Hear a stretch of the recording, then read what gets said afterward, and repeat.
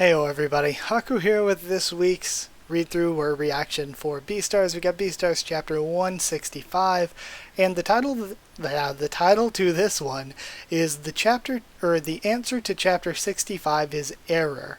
So I actually went back and reread chapter 65 before this, just really quick, just kind of skim reading. Yeah. The title of it was like gosh, what was it? It was like the purpose of something, blood or genetics or something like that. Geez, I forget already. But it was the last one where Cosmos showed up, so I'd be super hype if Cosmos showed up here again. But it was mostly focusing on where Lewis was at, his relationship with his father, what things meant to him. So I can see here, clicking on the first page, we have Lewis again, so we might be getting some focus on him for this. But yeah, let's start reading. Chapter 165. The answer to chapter 65 is error. Lewis-san. Lewis-san? What? The pair returning home after meeting Q in the back alley market. Alright. The end of December. I'll train with Q until the end of December and settle my score with Meron. Just like with Riz at the end of last year. Our duel will be at the end of this year. What the hell? You don't look like you even care. What's with that expression? Okay. You just met Q and you're already this dedicated. How typical of you. No, really, I didn't expect us to have so much in common. I'd like you to be there with me that day. I'm not some emergency food stash. Should you end up in dire straits again, you'd probably eat my other leg. Sorry, I went a bit far. Oh, I thought it was obvious that we'd fight alongside each other. Lewis just staring at him deadpan. You've had leaves stuck in your ear all day. He's getting angry. I love Lewis so much. Huh? Lewis is probably the character who most, for me, has grown from my impression of him at the beginning to my impression of him now. He's probably the character who I think has grown the most in that way. 2 leaves. These leaves are a true representation of what you are. Once you set your mind on something, a goal, you chase after it blindly and become completely oblivious to your surroundings. Huh? That's the first time I've heard somebody say that. Then take these leaves and keep them as a reminder for yourself. I will, but please come with me on the day of the duel. Nothing I said even got through that thick skull. Not one bit.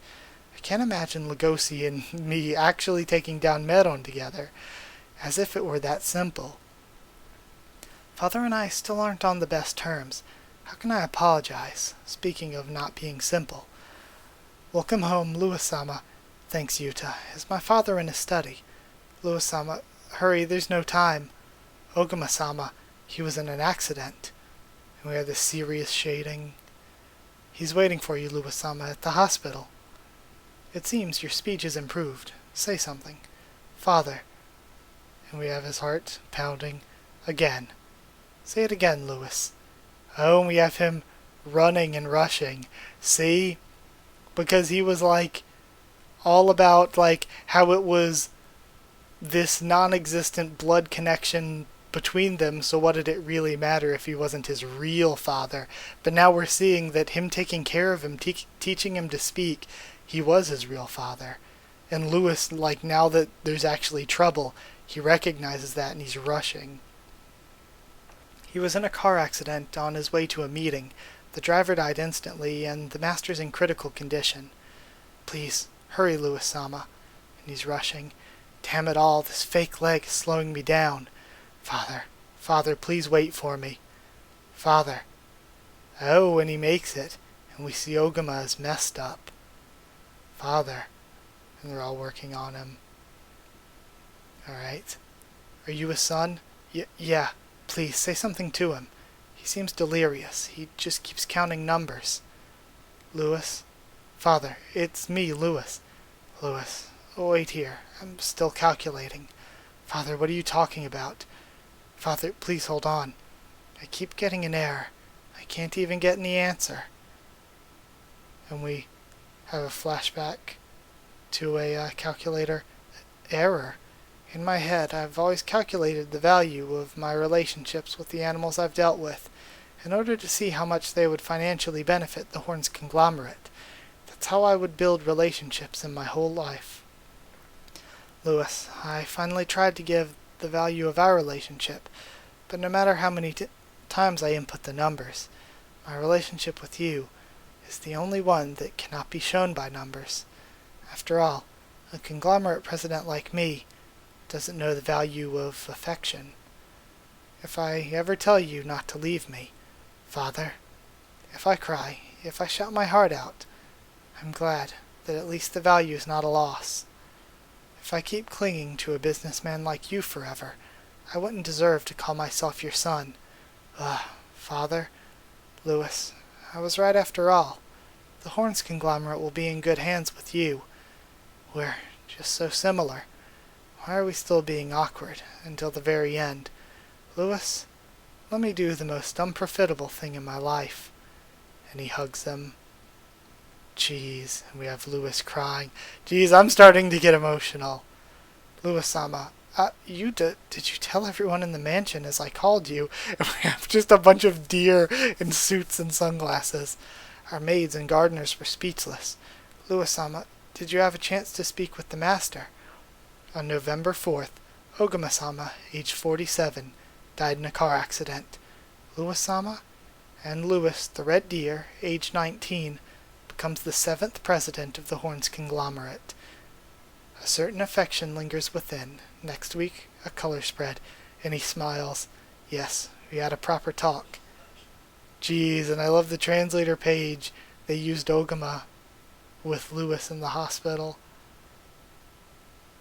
That was a really cool way to end their relationship. And it makes me feel like I like that it develops Lewis as a person who doesn't show affection in that way because of how he was raised, and he can still love people and care for people without showing that. And it's also kind of how Ogama never knew, like, he never got to have real affection in his life, but at the same time he kind of did, and we see that it translated over to Lewis that even if he wasn't affectionate in the traditional sense, he totally still was because of all the things he did for him. But I like that. I like the way the relationship ended, but I'm super sad for Lewis having first lost Ibuki and now losing Ogama, like this poor dear boy. So yeah, we'll see where this storyline goes from here. This seems kind of out of nowhere in the grand scheme of things, but on a micro level, these things happen, and it's cool to see how these things, when they happen, they further develop the characters that we have. And I'm of course sure that Lewis, now as the new president of the Horns conglomerate, is going to play a big role in his role as the Beastars alongside Lugosi. So it's really cool how we could see him working with this big corporation and doing all the things that he can do while Lugosi works in the back alley market with all the things that he can do. Or really Lewis working with both, like he takes the Shishigumi back over and he's like sort of bringing both sides together, ruling both the Horns conglomerate and the Shishigumi, while Lugosi handles the sort of groundwork type stuff that he's been doing all series. But yeah, it's really cool and interesting. I'm excited to see where this takes Lewis's character in the future. But for now, that's it. So thank you so much for watching. Like if you did like the video, comment down there to tell me what you thought of this chapter, what you thought of my thoughts and reactions. Subscribe for more Beastars, much more on the channel. Follow on Twitter if you want, and I can try to keep you updated there and stuff for the channel or talk to you there. If you'd like a link to our Discord server to talk to me or more of us on Discord about Beastars or anything else, then just ask and I can give you a link. And if you'd like to help support the channel on Patreon to keep these videos coming and everything, it's patreon.com/Haku of the tubes, or a link will be in the description. But either way, just thank you so much for watching, for being here, and that is it. So thank you, and I'll see you all next time.